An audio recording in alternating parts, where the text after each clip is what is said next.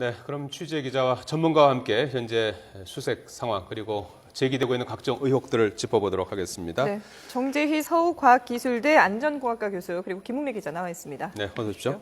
자, 김 기자, 우선 그 현재 구조 상황부터 정리해 보죠. 오늘 역시 뭐 3, 4층에 대한 구조 수색 작업을 이어가는 것 같아요. 그렇습니다. 그 이제 차가운 바닷물 속에서 네. 벌써 이제 8일째 수색 네. 작업이 계속되고 있습니다. 뭐 우리 온 국민이 기다리고 있는 반가운 소식은 아직 들리고 있지는 않지만 예. 지금 열심히 수색 작업을 하고는 있습니다. 하지만 큰 성과는 아직은 없는 것 같습니다. 현재 기상 상황은 양호한 것 같은데 예. 이 물속 바닷속의 흐름이 빨라졌기 때문에 이 난항이 지금 거듭되고 있습니다. 새벽에 앞서 이대건 기자가 전해드렸지만 새벽에 이 구조 작업이 중단이 됐다가 네. 새벽 6시 50분부터 재개가 됐습니다. 그런데 또 오전 10시 17분부터 또다시 중단이 됐습니다. 오늘 역시 3층과 4층 다인실, 객실을 집중적으로 수색을 합니다. 민관군 합동구조팀이 총 출동해서 이제 총 동원이 돼서 작업을 하는데 일단 어제 오후 3시 40분쯤에 이 3층 식당에 진입하는 부분이 이제 성공을 했습니다. 그제 새벽 5시 50분쯤에 식당으로 들어가는 이 통로를 개척하기는 했는데 이 내부 집기나 이 각종 부유물들이 워낙에 많아서 식당의 문을 여는데 큰 어려움을 겪었습니다. 결국은 34시간여 만에 이 문을 여는데 성공을 한 건데요. 네. 일단 대책본부는 이 사고 당시에 이 아침 식사를 하기 위해서 이 식당 쪽에 탑승객들이 많았을 것으로 예상을 하고 있습니다. 물론 4층 객실 마찬가지입니다. 3층 식당에 대해서 집중적인 수색이 벌어졌지만 안타깝게도 식당 칸에서는 희생자를 발견하지 못했습니다. 그리고 4층 객실에서 희생자들이 많이 발견이 됐고 지금까지 모두 150명의 희생자가 발생을 했습니다. 네.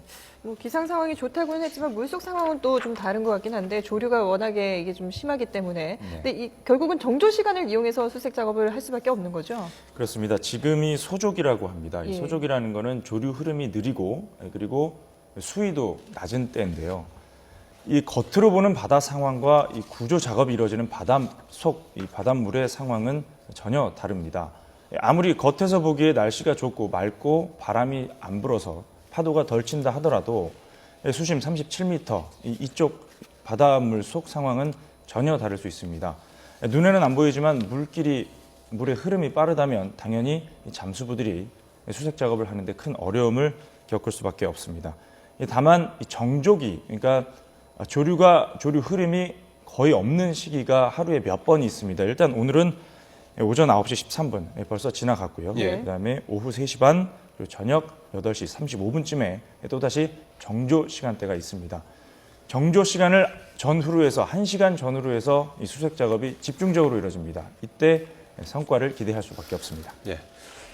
지금 뭐 하루가 멀다 하고 계속해서 이제 여러 가지 결정적인 의혹들이 제기되고 있지 네네. 않습니까? 오늘 지금 뭐 조타기 고장 의혹이 집중적으로 제기되고 있는데 YTN 취재팀이 취재한 내용을 좀 소개해 주시겠습니까? 네, 저희 취재팀이 총동원돼서 예. 각종 의혹들을 밝히는데 동원이 되고 있습니다. 일단 조타기입니다. 이 조타기는 쉽게 말씀드리면 자동차의 운전대나 다름이 없습니다. 예. 요즘 자동차들 전부 다 운전대 역시 전기 장치입니다. 이 전원 접속이 안 되면 핸들이 돌아가지 않는데요. 네. 이 선박의 조타기 역시 마찬가지입니다. 이 세월호의 이 조타기가 얼마 전에 문제가 발생을 했다고 합니다. 이 YTN 취재 결과 이 문제의 원인은 전원 접속 불량이었습니다. 그래서 지난 1일에 세월호 선장이 청해진 해운 측에 수리 신청서를 냈다고 합니다. 예. 전원 접속이 불량하다라는 이유로 수리 신청서를 냈는데 청해진 해운이 아무런 조치를 안 했다는 사실이 저희 취재 결과 드러났습니다. 수리 담당 업체, 그러니까 협력업체죠. 이 협력업체로부터 내용을 확인을 했는데 해당 직원이 수리한 적도 없고 수리를 의뢰받은 적도 없다. 이렇게 저희 취재진에게 밝혔습니다. 예. 결국 운전대가 이상한데 자동차가 고속도로에 진입한 거나 다름이 없는 상황인 거죠. 네. 예. 정재희 교수님 말이죠. 네. 지금 이 조타기에 이제 전원 접속이 이제 불량하다라고 이제 실제 이제 저 견적서까지 이제 있다는 거 아닙니까? 예. 그 어느 정도로 저 심각한 상황입니까? 그 정도. 예를 들어서 예. 그게 전원이 차단되면 예. 이 동작이 안 될 수 있습니다. 이 조타기 자체가 예. 기능이 상실하는 거예요. 그럼 이건 운전을 할 수 없는 겁니다. 배를. 예. 그러니까 결국은 이거는 치명적인 거죠.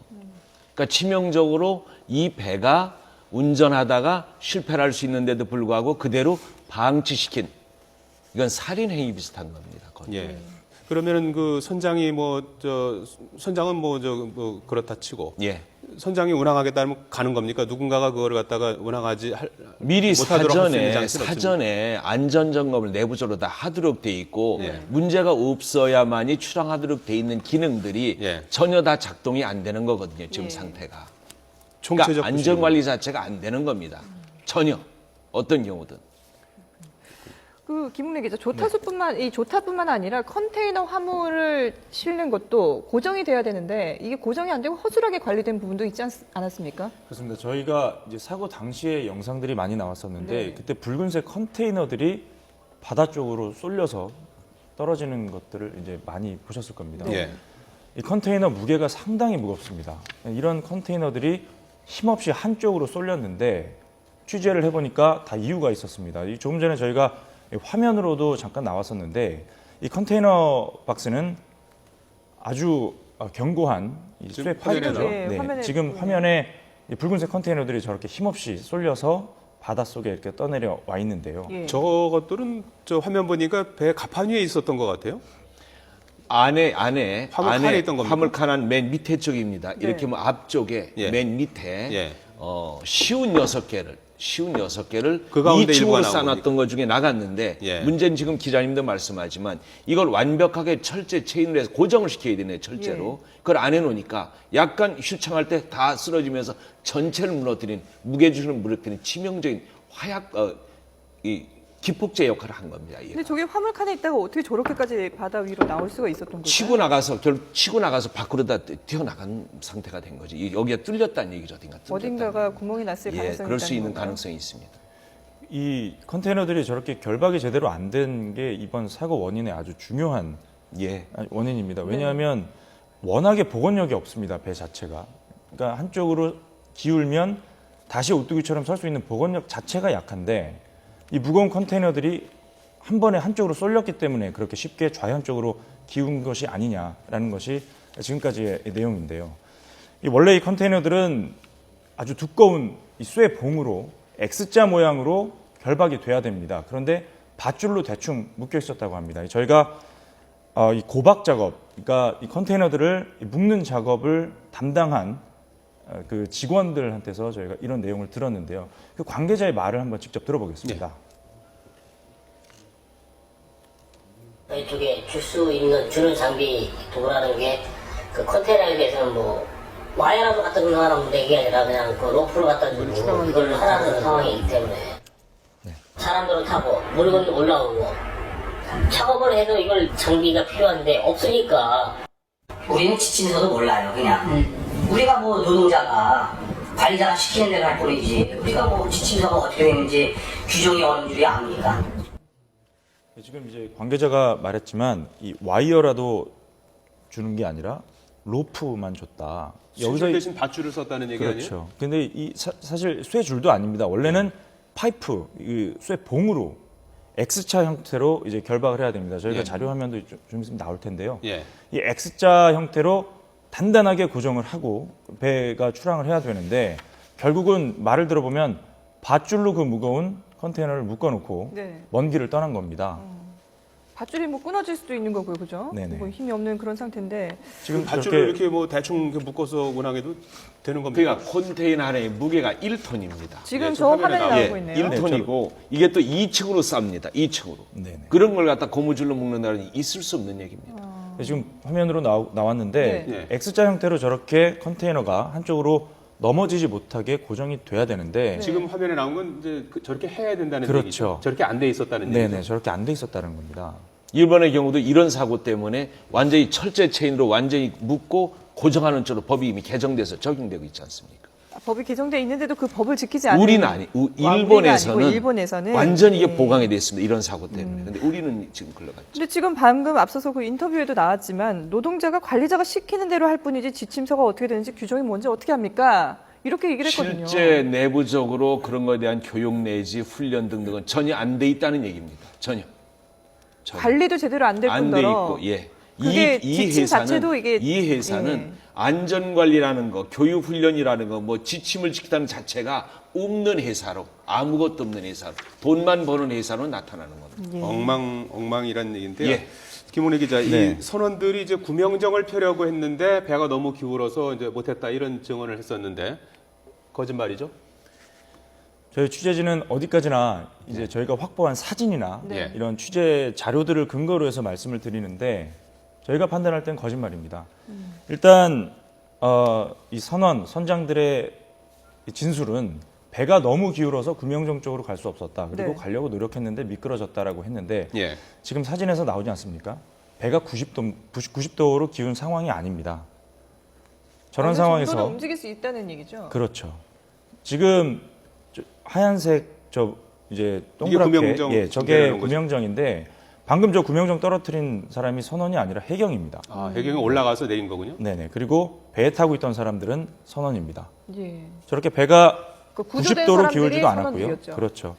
그러니까 사진에서도 봤겠지만 일단 선장 모두 처음으로 해경에 의해서 구조가 됐습니다. 예. 그리고 바로 옆에 구명정이 저렇게 있었지만 네. 정작 구명정을 떨어뜨리려고 했던 거는 해경입니다. 지금 이렇게 명확한 사진이 있는데도 불구하고 본인들은 노력을 했다 이렇게 주장을 하고 있는데요. 그 주장 내용 한번 들어보겠습니다. 시도는 하려고 했으나 그쪽으로 가기가 힘들었습니다. 시도는 다 했습니다. 저 그쪽으로 미끄러져 가지고 갈 수가 없었습니다. 상식적으로 저 말이 사실이라면 그 구명정을 떨어뜨리려는 해경 옆에 선원이 단 한 명이라도 있어야 하지 않겠습니까? 네네. 전부 다 배에 타고 있었습니다. 그리고 저희 취재진이 그 배에 구조된 사람들이 선원이다라는 점을 어떻게 알았느냐 하면 사진에서 한 명이 무전기를 들고 있고 그리고 선원복을 입고 있습니다. 예. 그리고 구조된 방금 나왔던 그 사진 그 위치가 선원들이 모여 있었다고 하는 조타실 바로 옆입니다. 따라서 그 당시의 사진에는 그 구조된 구조된 사람들이 전원 선원이라는 점을 저희가 추정을 해볼 수가 있습니다. 네. 자, 정재희 교수님 끝으로 말이죠. 국내 방재 안전 업무를 담당하는 공무원 숫자만 2,400명이나 된다면서요. 그 2,400명이 전문가가 아니고 담당자입니다. 예. 공무원을 재난안전 전문가로 뽑은 예가 과거에 전혀 없어서 예. 단지 여기저기 근무하다 갔다가 네. 오래되면 좀 전문가 되고 나오고 등등 했는데 그래서 정부가 이 전문가 필요성을 알아가지고 2년 전에 만들었습니다. 직렬을. 방재안전직렬을 만들었는데 한 명도 안 뽑았습니다. 그 당시는 적극적으로 민간에서 전문가를 뽑고 채용하겠다 좀 안 됐는데 비교해보죠. 기업은 어떻게 돼 있느냐. 이미 30년 전부터 재난안전 관련되는 각 대학에서 나온 전문인을 갖다 뽑아서 써가지고 그 사람들이 임원부터 부장과장이 전체가 그런 사람들이 쓰고 있습니다. 이게 네. 첫째 잘못이고 네. 우리가 하나 심각해 볼 것이 예산 문제도 예. 예를 들어서 행정안전부 안전을 바꿨다 예산 얼마나 거의 늘어난 게 없고 우리나라 전체 예산의 0.4% 정도 예산이 예. 안 갑니다. 그런 앞으로 예산 등등이 좀 보완돼야 됩니다. 네. 있습니다. 정재희 서울과학기술대 교수였습니다. 사회부 김은혜 기자와 함께 얘기 들어봤습니다. 고맙습니다. 네.